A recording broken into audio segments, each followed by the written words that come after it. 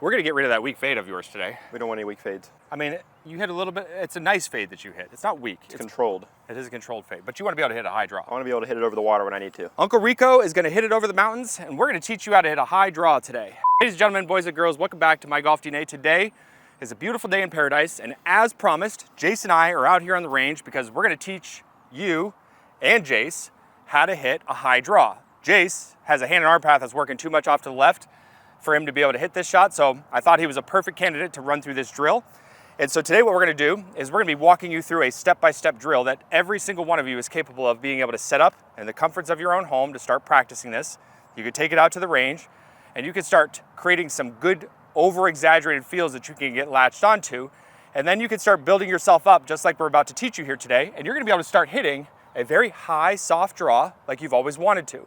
So come take a ride with us because we're gonna teach you how to do this in a very systematic way. And at the end of this, you're gonna be able to be in control of your own golf swing once and for all.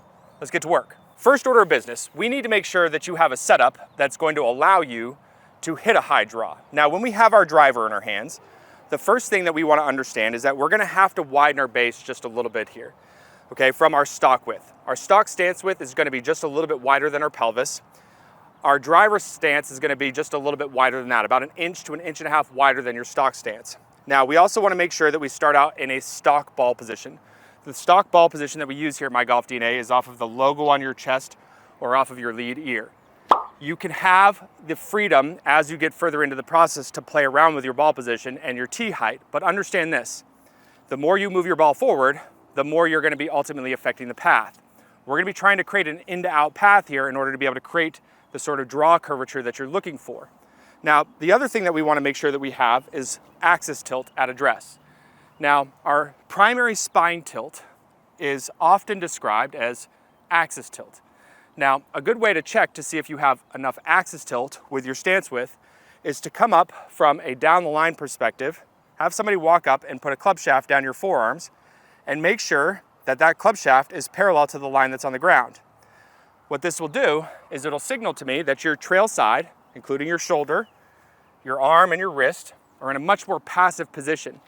Passive is a good way for your right side because a lot of you use way too much of it and you start swinging the club over the top and the club face is wide open. So if you don't have axis tilt, what it'll look like is that your right forearm is going to be way up on top of your left. That's obviously really exaggerated, and you can see that this line is quite a bit off to the left. So the two things that we want you to have are going to be stance width and ball position and making sure that you have axis tilt to put the trail side of the body in a much more passive position. Step number two, now what we're gonna do is we're gonna start working on the exaggerated feel of your hand and arm path being way too far out to right field, but we're gonna be working on syncing that up with your lower body and get you very connected to this hyper exaggerated feel that we're eventually gonna start to tone back as we go forward in the process. So Jace, let's go ahead and take our setup here and walk them through exactly what we have down here on the ground. Okay. So we have an alignment stick that he's gonna be standing on. We also have a tee for the ball that we're eventually gonna be hitting, and then we have a line of balls in front of that. That's gonna be in the direction of our target. This line that's off to the left is about 45 degrees left of our target line. That's gonna be the line that we're gonna be trying to get our hips to match when our trail arm is swinging out towards right field. This other line that's off to right field is about somewhere between 30 and 40 degrees off to right field. Under no circumstance are we gonna ask that you, when this is all said and done, swing 30 to 40 degrees out towards right field. So this line is just to start to create that sort of exaggerated feel. Now to do this drill properly, we're gonna start out by making some small swings. And we're gonna go ahead and put our lead hand behind our back, and we're gonna make our trail hands kind of swing back just a little bit outside our trail thigh. And what we're gonna do from this position is we're gonna open up our hips to match this line here. And at that same time, we're gonna go ahead and feel our trail arm firing out towards right field. And we want to get really synced up feeling this movement. So hips open up, stop to check to make sure the hips are opened up 45 degrees. Feel that trail arm really working out towards right field. Feels pretty crazy, doesn't it? It does feel pretty crazy. Feels like you have to stop your chest a whole lot earlier. Yeah, it feels like I'm really getting behind it, really stopping. Yep, okay. Now, there's one little component that we need to add in here, because we understand that path is going to be responsible for curvature, but we also need to be able to manage the club face inside of that. What we want to do is start getting connected to the club face closure. And if you look at the trail hand going back, you're going to notice that he has his wrist and his forearm facing out in front of you. Okay, it's facing back to you at home. Well, now when he starts to open these hips up and he's going to be firing the trail arm out towards right field, I want this wrist and forearm to now be facing back to me. Okay, what that would look like if we had a club in our hands is that the toe of the club would be up to the sky or slightly toe left. Okay, so get comfortable with doing all of those movements together. So left hip opens up. That movement right there is the whole purpose of today's drill, coupled back with this little trick that I'm going to teach you in the third step. Now, in step number 2, what we want to do is we want to start getting comfortable with this with a golf club in our hands. So let's go ahead and get the golf club here. Okay, I want you to take your setup and you're going to do these drills with just your trail hand at first. Lead hand is going to be back behind your body. You can choke down on the club to take some of the weight out of it. You don't want to make big, long swings here. You want to take and make hyper-exaggerated sort of movements here where you know that your hips are opening up and you can feel the trail arm firing out towards right field. Go ahead. Okay, you want to check to make sure the wrist and forearm have rotated. The toe of the club should be up to the sky or slightly left. Feel that arm really fire out towards right field as the hips open up. Feels crazy, doesn't it? It does feel crazy. So I want you to do this for a couple minutes here, making sure that you've got really good connection to these movements. Okay, it's not a workout program. It's designed to create awareness, and then we're going to slowly take that awareness and turn it more into something realistic. Okay, feel it? Hips opened up, firing that right arm out there. Yep. Now what you could do is you could bring the lead arm back to it and you could start making this feel a little bit more fluid. Keep the tension levels down in the hands and the arms. Think about the trail arm firing out towards right field and the hips opening up. Now you're gonna feel immediately with the lead hand on there, what do you feel? I feel it coming, more connected, it's coming more around. It's definitely less exaggerated. Yeah, it tones it back very fast, right? Absolutely. It feels impossible to swing the hands and arms that far out towards right field. So again, you can see how this sort of exaggerated feeling is turning into something that's more realistic very early. So keep pushing yourself, do a couple more reps like this. Okay, great. A little bit more out towards right field for me if you could. We're gonna be trying to hit big draws. There you go, good. What you'll notice when you start to do this is your chest has to slow down really early and your arms are gonna start to swing open. As long as your hips are opening to that 45-degree mark, you're gonna start creating a little bit more tilt to the spine, and you're doing it in a way where it's being done sort of indirectly, right? It's happening as a result. You're not trying to make it happen. Exactly. Taking the technical thinking out of this swing is what we're trying to do. Absolutely. Now, fun part is you could do these little small swings and you could try to test it with a shot. So let's go ahead and hit a small shot here and see if we can hit a little bit of a small draw. So really push yourself to feel that right arm out towards right field. Okay, good. Little small draw, very low. Yep. Okay, good job. Now, let's start talking about step number 3. You've just gone through the whole protocol. You are really connected to the movements. Now, we got to get the whole swing to help bring some speed back to this. Now, most of this drill is going to be focused on what the trail arm is doing. And so what we're going to do is we're going to get really connected to the position of the arms at address, and we're going to try to maintain the spacing between the forearms and the elbows to make sure that the trail elbow is in the right spot at the top of the golf swing. So go ahead and take our setup for us. So at your address position, your hands and your arms should be hanging down freely. They should be relaxed, shouldn't be tense. You've established a space between your forearms and your elbows. What I want you to do is I want you to make sure that you keep that space intact through your takeaway and through your backswing. So when you start to shift and turn your body, you're going to keep your forearms and elbows close together. This is going to force your humerus to externally rotate so that you can hold the elbow more in line with the body at the top of the swing. So let's go ahead and load up to the top. There. So you'll notice that the forearm is very upright here. If we create space, then the elbow flares up behind us, and that's when we start seeing some redirect of the club shaft.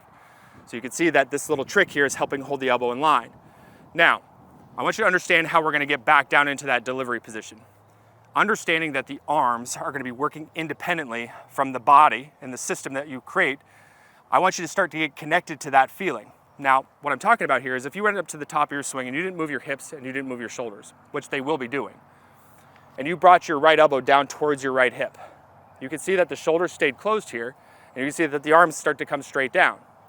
Now, if you look at this position really closely, if Jace were to shift over to his left side, it looks very much like the drill we were just doing just a moment ago. So you're going to think about keeping the forearms and elbows close together, bringing that right elbow down towards your right hip as you start to shift left. So go up to the top of the swing for me. Keep the forearms and elbows close together. Okay, good. Now just go ahead and bring your arms down independently from the body. Good. Bring them back up. Bring them back down. Get connected to that. Now start shifting left. Okay, good. Feel that now? I feel it. Okay, now I want you to start doing some slow, chunky drills where you go up to the top, shift left. Now from there, okay. Now from there, what do? Open the hips up and release it up. Open up and throw it out to the right. Yep, very good. Okay, now you have the whole drill. Now it's a matter of how we're gonna practice it. So watch how we do this stuff. Okay, so let's load up to the top. Okay, right elbow in a good spot. Bring the arms down as you shift. Okay, post up and release. Out towards the right field, good. Feel that stuff out towards right field? Yeah, it feels way out there. Very exaggerated. Okay, do a couple more reps, slow and chunky. Shift left, right elbow towards your right hip. Fire it out towards the right field, good job. Okay, now let's try to do the whole downswing component as one unit. So up to the top and freeze. Okay, good. So you can see that he's really pushing himself now. He's not working at hyper speed here, but he's trying to feel these exaggerated feels that we just worked on in the first 2 steps.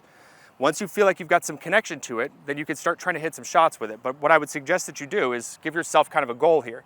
Maybe 1 or 2 practice swings where you feel really connected to it, hit a shot, repeat the process. Go ahead and take our setup now. Let's do a 1-to-1 here if you feel connected to it.